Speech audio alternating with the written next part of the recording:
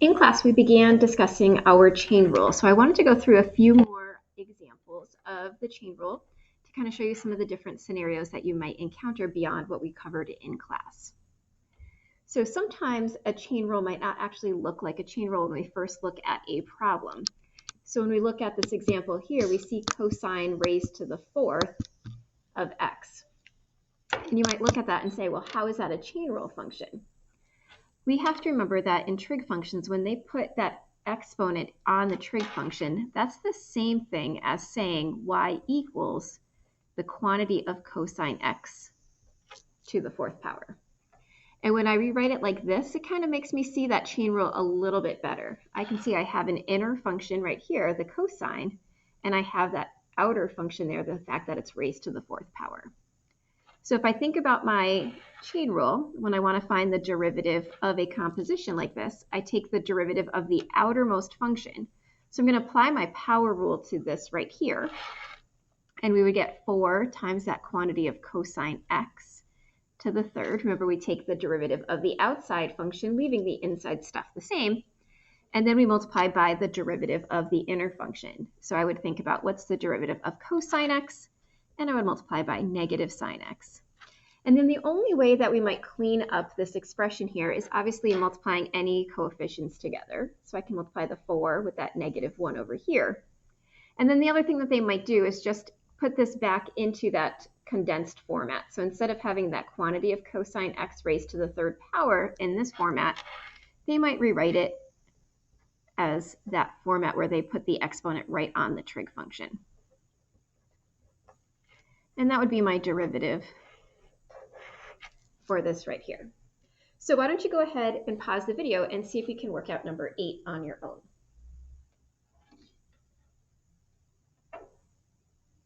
All right, so hopefully you're ready to check your answer now. So if you want to use the same strategy I used in example 7 there, you would start by rewriting this as the quantity of tan of x raised to the second power.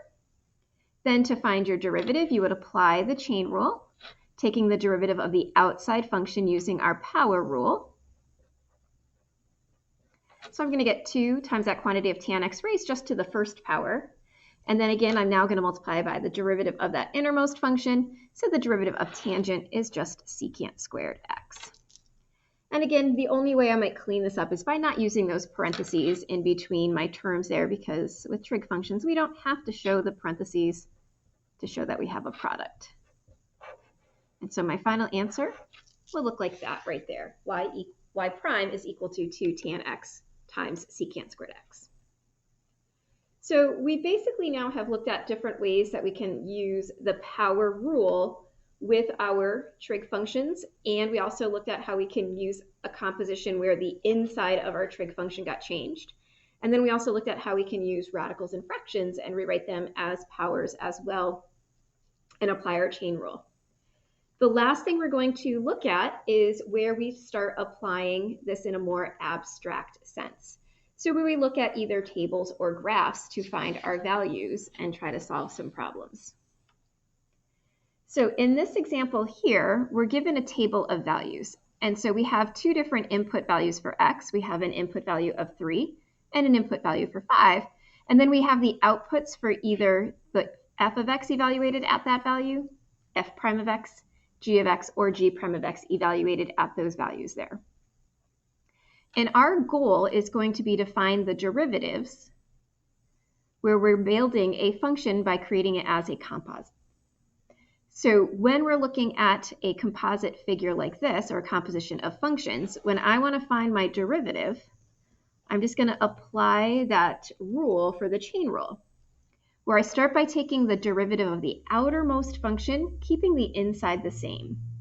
So in this case, my outermost function would be f, and so I would take the derivative of f to get f prime, and the input for that guy would just stay g of x.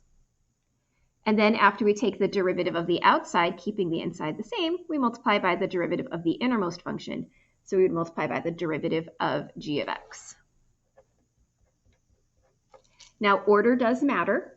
So over here, you'll notice that in my example B, g is the outer function and f of x is the inner function. So if I wanted to find the derivative for this one, I would take the derivative of my outermost function g, keeping that inner function the same. And then I would multiply by the derivative of that inner function. So that's what my formula is going to look like. And so now what we're going to do is evaluate each of these derivatives at the given value they wanted us to input. And it just happens to be that for both of these, they want me to input 3 for x.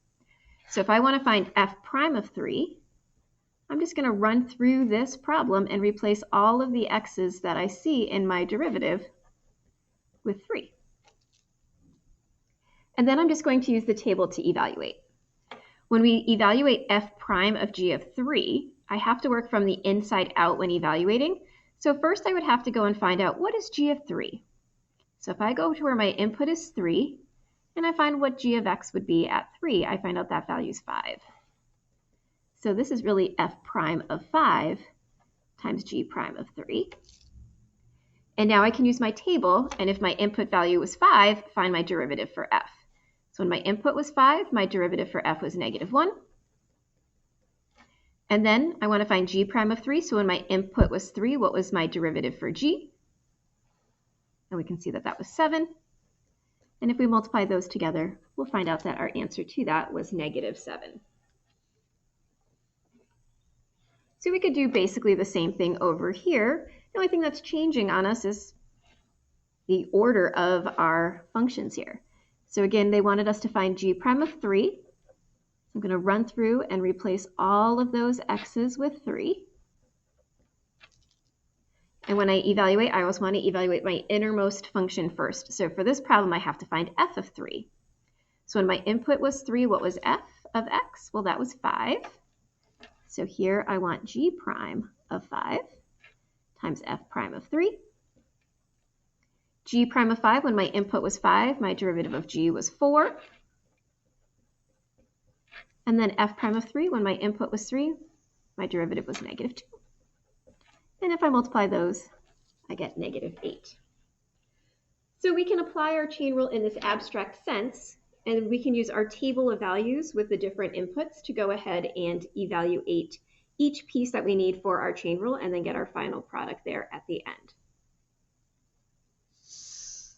So what I want you to do right now is try these two problems. Go ahead, pause the video, and see if you can solve and find the value for h prime of 2 using the information that's listed out there, and then also k prime of 3 using the function that's given and the information that's up there.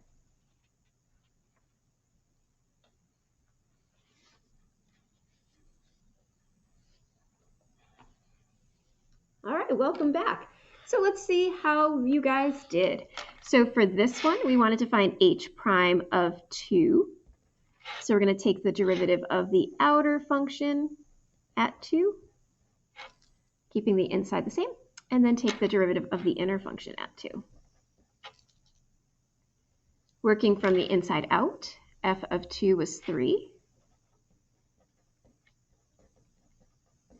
And then looking at our list, g prime of 3 was -5, and f prime of 2 was 4.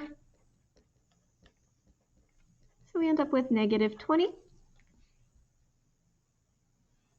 And letter B was a little bit trickier because of that 1/3. But again, if we think about the chain rule and we follow the steps, it's not so bad.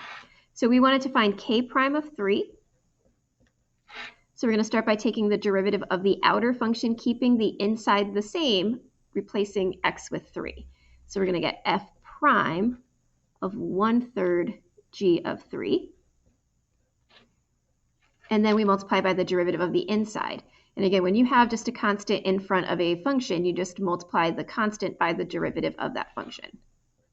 So we're going to multiply this by 1/3 g prime of x. And again, for this problem, x was 3.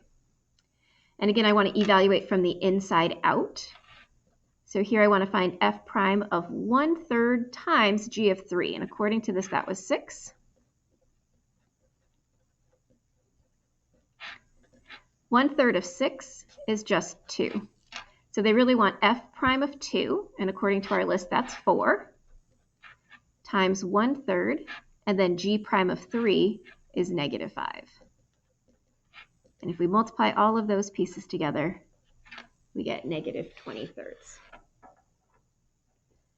So that's how we solve some problems when using either a table, or instead of making it a table, they just gave us a list of those function values for us. And we work the chain rule, again, by always taking the derivative of the outermost function, keeping the inside the same, and then multiplying it by the derivative of the inner function. And that's our chain rule. All right, so your goal is to try to solve those book problems and check your answers and let me know if you have any questions.